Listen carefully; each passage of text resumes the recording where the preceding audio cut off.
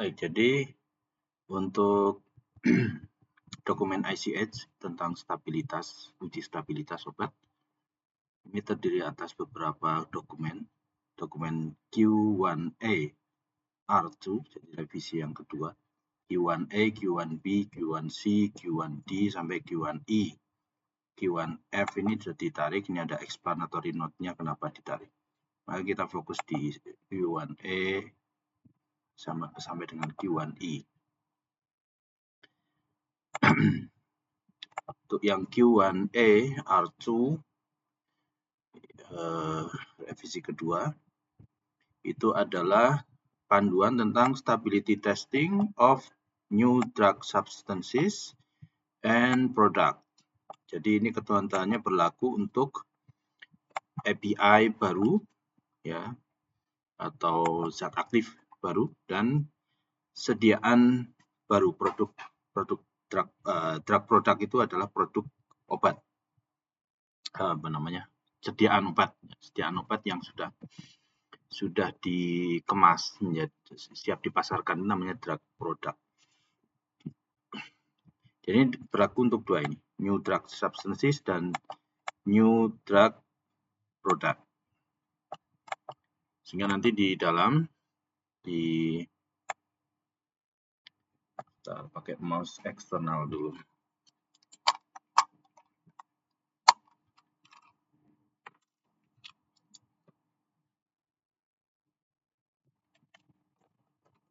Biar bisa scroll.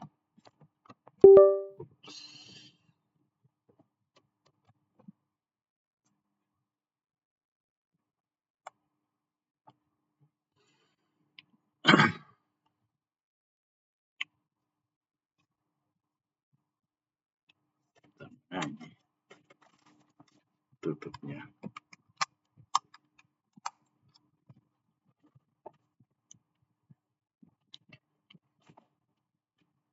Nah, jadi di dalamnya nanti kan ada ketentuan tentang atau yang diberlakukan untuk drug substances ini 2.1 dan untuk yang 2.2 itu adalah drug product. Jadi dua ketentuan. Ini nanti yang utama yang drug substances dan drug product banyak yang sama. Sebelum melihat ke ketentuannya, kita lihat dulu glosari ya. Glosariumnya ada di paling belakang. Nah, ini ada beberapa istilah yang didefinisikan di sini. Kita mulai dari atas saja. Pertama adalah accelerated testing, uji dipercepat. Uji dipercepat itu adalah studies designed to increase the rate of chemical degradation or physical change. Jadi uji stabilitas yang ditujukan untuk meningkatkan laju degradasi. Jadi laju degradasinya dengan sengaja ditingkatkan atau physical change, perubahan fisis dari drug substance atau drug product. Yaitu dengan cara menggunakan exaggerated storage condition, kondisi penyimpanan yang ditingkatkan kondisinya. Kalau suhu misalnya ditingkatkan suhunya. Kelembaban juga ditingkatkan kelembabannya. Lebih tinggi dari kondisi penyimpanan yang ditunjukkan di label. As part of the formal stability studies, jadi merupakan bagian dari uji stabilitas formal yang dipakai untuk pendaftaran obat atau registrasi. Data from the studies in addition to long-term study, ini nanti ada selain accelerated, ada yang long-term stability studies. Can be used to assess longer-term chemical effect, ya, untuk mempelajari efek reaksi kimia jangka panjang pada kondisi non-accelerated, jadi pada kondisi sesuai label, pada kondisi normal ya, dalam tanda kutip. Tapi juga bisa untuk mengevaluasi paparan jangka pendek yang di luar storage condition. Ya. Misalnya harus dikirim ke tempat yang mungkin kondisinya lebih panas. atau ada perubahan tertentu di transportasi yang lebih tinggi dari kondisi storage. Nah, ini hasil dari uji ini not always predictive of physical changes. Jadi tidak selalu bisa memprediksi perubahan. Jadi perubahan yang teramati pada perubahan fisis yang teramati pada accelerated testing belum tentu itu terjadi pada kondisi normal pada jangka panjang. Ya, misalnya kalau karena ini suhunya dinaikkan, misalnya kalau sediaannya itu semi solid, tentu semi solidnya mungkin akan meleleh ya. Pada penyimpanan jangka panjang tidak akan meleleh selama disimpan di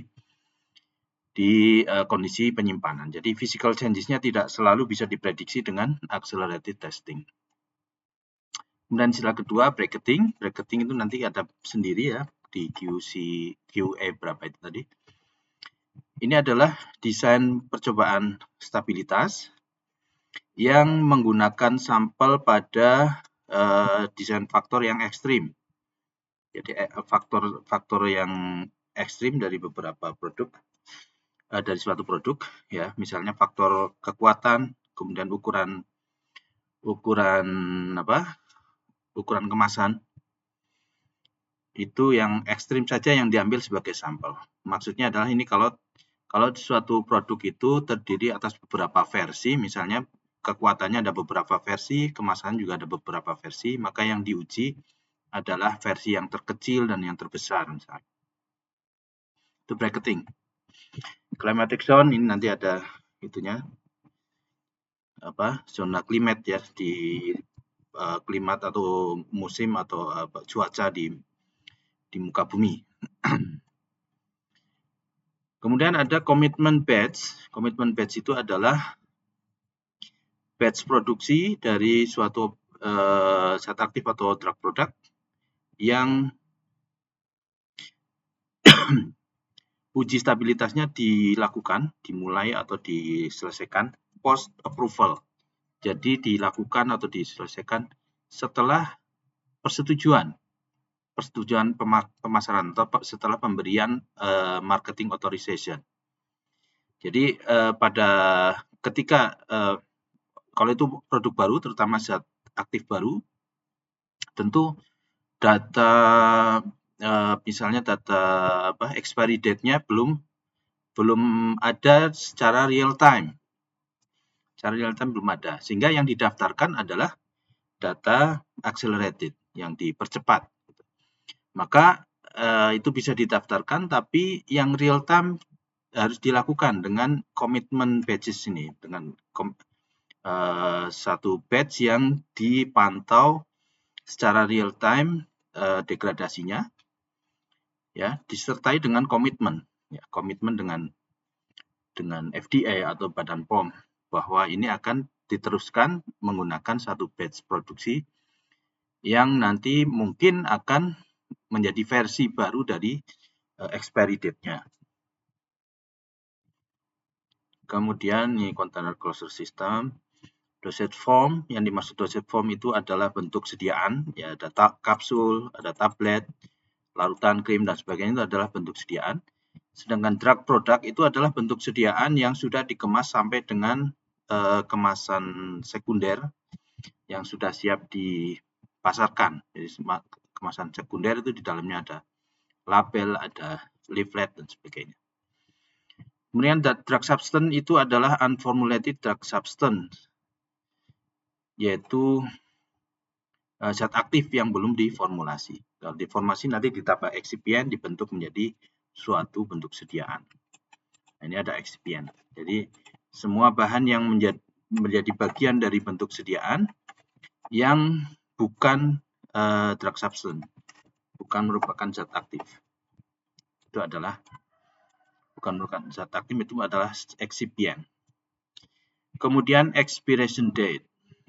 Expiration date itu adalah tanggal yang ada di kemasan, yang sampai dengan tanggal tersebut itu produk itu masih mempunyai sifat atau karakter yang memenuhi spesifikasi dari spesifikasi yang ditetapkan atau yang menjadi spesifikasinya ya, dari hasil R&D maupun dari hasil pengembangan produk. Spesifikasinya tersebut, nah spesifikasi itu masih terpenuhi, terjamin masih dipenuhi sampai dengan tanggal ini. Setelah tanggal expiration date itu tidak ada jaminan bahwa spesifikasinya itu masih terpenuhi. Kemudian formal stability studies itu adalah uji stabilitas long term maupun accelerated atau intermediate yang dilakukan terhadap primary batch ataupun commitment batch. Primary batch itu yang dilakukan untuk pendaftaran, sedangkan commitment batch yang tadi itu, jadi batch yang lanjutan. Ya, setelah pendaftarannya disetujui, diberi marketing authorization, kemudian produsen mempunyai komitmen untuk melanjutkan uji stabilitasnya secara real time, itu namanya commitment batch. Maka laporannya itu adalah formal stability studies atau uji stabilitas formal. Impermeable container tidak usah. Intermediate testing, nah ini adalah intermediate testing itu merupakan accelerated testing. Jadi uji stabilitas yang dilakukan pada 30 derajat Celcius 65% RH relative humidity, yang ini didesain untuk secara moderate atau dinaikkan laju degradasinya sedikit dinaikkan ya, dengan menaikkan kondisi penyimpanannya. Jadi ini untuk produk yang ditujukan untuk disimpan di suhu 25, suhunya pada intermediate testing ini dinaikkan menjadi 30, sehingga laju reaksinya akan lebih cepat. Kemudian long term ini adalah uji stabilitas yang dilakukan pada recommended storage condition. Ya. Recommended storage condition. Jadi pada kondisi yang ada di label. Baik untuk yang retest period atau shelf life. Ini nanti ada definisinya di bawah. Retest itu ini mirip sebetulnya dengan shelf life atau expiry date, tapi retest itu untuk zat aktif. Kalau expiry date biasanya untuk drug product.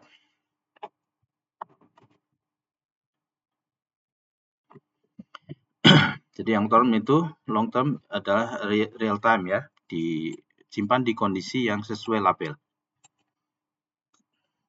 Kemudian matrixing ini nanti akan ada dokumen tersendiri. Ini adalah mouse-nya jalan sendiri.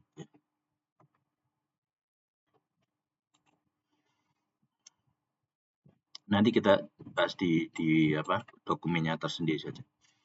Kemudian mean kinetic temperature MKT itu adalah satu suhu turunan, single drive temperature, satu suhu turunan yang kalau suhu itu, obat itu disimpan dalam satu suhu ini selama waktu tertentu, itu akan mengalami thermal challenge yang sama dengan kalau obat itu disimpan di suhu yang naik turun. Naik turun pada rentang waktu yang sama. Jadi suhu yang naik turun itu bisa dikatakan dirata-ratakan ya, min itu kan rata-rata. Tapi ini mean kinetic temperature, bukan aritmetik. Aritmetik kan tinggal dijumlah dibagi jumlah pengukuran. Tapi kalau min ini ada rumusnya nanti. Jadi ini rata-rata suhu rata-rata kinetik. Suhu kinetik rata-rata. Jadi mirip seperti arithmetic mean, tapi ini memperhitungkan thermal challenge-nya, efeknya terhadap suhu. Nanti ada pembicaraan tersendiri. Kemudian pilot scale batch. Pilot scale batch itu adalah suatu satu batch produksi, satu batch pembuatan ya, yang menggunakan prosedur yang sama dengan produksi, ya, sama dengan produksi, dengan volume atau ukuran batch-nya itu minimal 1/10 dari kapasitas penuh dari produksinya, atau 100.000 untuk tablet, 100.000 tablet atau kapsul, tergantung mana yang lebih besar. Kalau produksinya lebih besar, misalnya 1/10 dari kapasitas penuh itu lebih besar dari 100.000, ya itu yang digunakan. Misalnya 1/10-nya itu adalah 500.000, ya berarti 500.000 itu adalah pilot scale-nya. Kemudian primary batch ini adalah batch dari drug substance ataupun drug product yang digunakan dalam formal stability study. Yang ini digunakan untuk registrasi. Datanya digunakan untuk registrasi.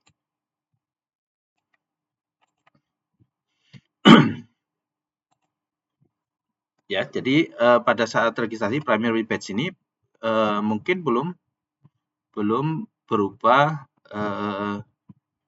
misalnya menghasilkan luaran expiry date (ED), itu ED-nya belum dari data real time atau dari long term stability studies, mungkin dari data yang dipercepat, sehingga untuk pendaftaran menggunakan primary batch ini, tapi nanti ada komitmen untuk meneruskan uji stabilitasnya menggunakan komitmen batch.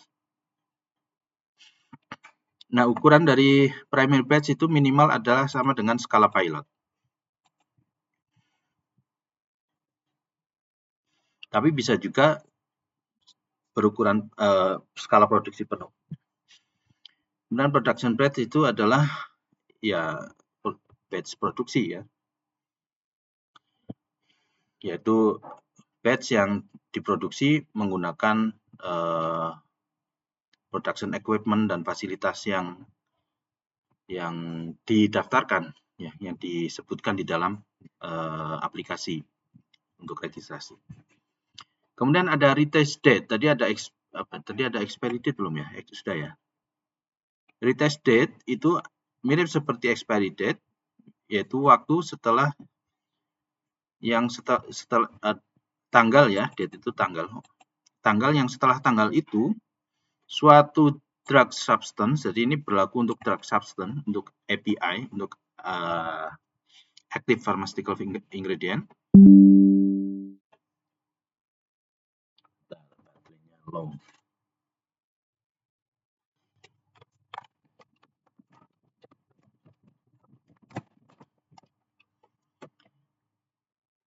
Suatu tanggal yang setelah tanggal itu suatu zat aktif itu harus diuji lagi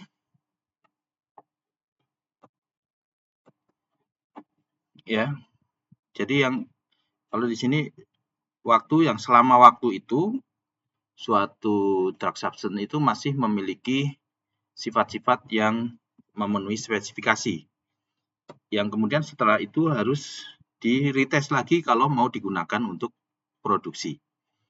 Jadi kalau masih di dalam retest period ini sampai dengan tanggal ini, itu drug substance-nya diharapkan masih memenuhi spesifikasi dan masih bisa dipakai untuk pembuatan obat.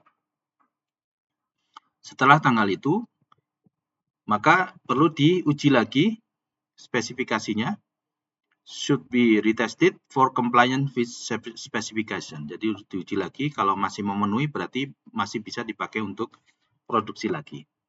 Dan ini bisa di retest multiple times, jadi berkali-kali selama masih memenuhi spesifikasi, maka masih bisa digunakan. Kemudian kalau masih ada di retest lagi, digunakan lagi seperti itu. Semi permeable container bisa, shelf life juga ini ada sama dengan expiration date ya. Ini biasanya berlaku untuk drug product. Jadi time period, shelf life itu pada time period ya. Kalau expiry date itu tanggal, batas tanggal, satu titik ya. Kalau time period itu suatu rentang waktu. Yang di dalamnya suatu drug product itu masih memiliki sifat yang memenuhi spesifikasi. Dengan syarat penyimpanannya sesuai label, kondisi penyimpanannya sesuai label. Kalau tidak sesuai label ya sudah tidak berlaku lagi. Misalnya yang harus disimpan di suhu dingin kok disimpan di suhu kamar, maka expiry date-nya atau shelf life-nya ini sudah tidak berlaku lagi karena sudah terjadi percepatan degradasi ketika penyimpanannya di suhu kamar. Ini kita lewati saja. Kemudian ini ada stress testing. Stress testing untuk drug substance dan stress testing untuk drug product. Stress testing itu adalah mirip seperti accelerated ya.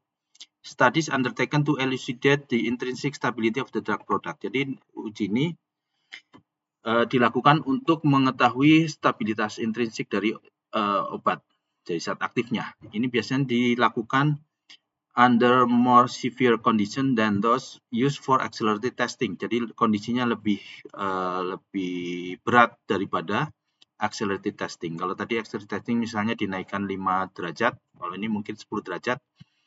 Kemudian ada lagi increment ya, naik lagi 10 derajat itu. Nanti dibandingkan. Jadi tujuannya untuk mengetahui stabilitas intrinsik, termasuk di dalamnya adalah untuk mengetahui hasil degradasinya itu apa. Kepentingannya apa? Nanti kepentingannya adalah untuk mengetahui jalur degradasinya. Ya intinya adalah mengetahui sifat stabilitasnya ya. Termasuk juga untuk menentukan atau memvalidasi metode analisisnya. Ya. Kalau diketahui produk degradasinya apa, nanti metode analisisnya sejauh mana bisa misalnya membedakan antara senyawa induk dengan senyawa hasil degradasinya. Nah, itu penting, karena kalau tidak bisa membedakan, nanti tidak bisa mengukur seberapa besar tingkat degradasi dari senyawa tersebut. Kemudian stress testing juga dilakukan untuk drug product. Ini untuk mengakses efek severe condition pada drug product. Ya, ini tidak lagi untuk mengetahui produk degradasinya, karena ini sudah bentuk sediaan. Yang produk degradasinya sudah dicek di sini di stress testing untuk drug substance. Termasuk di sini adalah photo stability testing untuk drug product. Ini ada di ICH Q1B. Jadi yang Q1B ini adalah tentang photo stability testing yang merupakan termasuk stress testing. Juga ada stress testing yang khusus pada produk-produk khusus seperti method dose inhaler, krim, emulsi. Kemudian produk yang disimpan di fridge itu ada stress testing secara khusus. Itu yang berkaitan dengan definisi atau glosarium ya, glosarium untuk Q1A R2. Kita potong dulu biar nggak terlalu panjang.